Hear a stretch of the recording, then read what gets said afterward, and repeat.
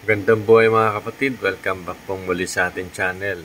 Ngayong araw po ay magtuturo tayo ng konting tricks pagdating sa installation po ng Windows 11.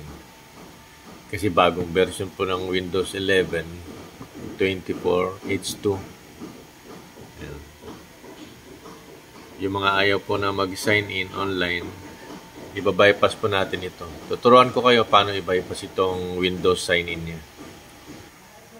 Type lang po natin ito.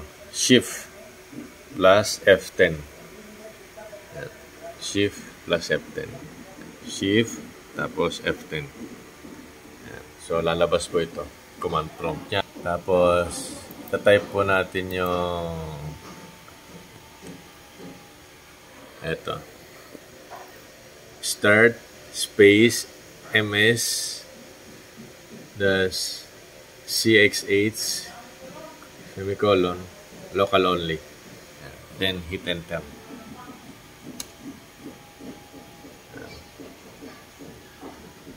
Tapos lalabas po ito. Tapos type nyo na yung name nyo.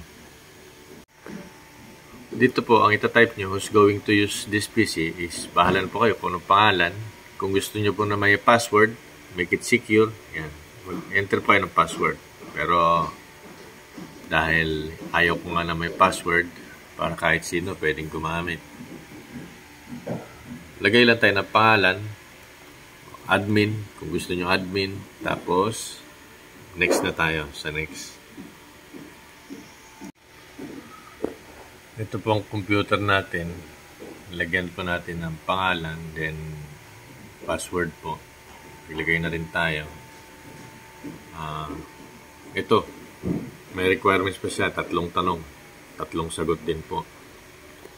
Kasi hindi nyo makiklik itong next hanggat hindi nyo na filled up ito, mga tanong niya. So, lalagyan lang po natin mga tanong. Sagot tsaka tanong. Pagkatapos po natin ma-fill upan lahat ng requirements ni Windows, click na po natin yung next. Yan.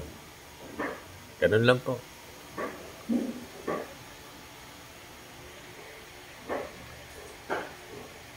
Paano mga kapatid? Hanggang dito na lang po muna tayo. Sana ay nakatulong po ang video na to sa inyo.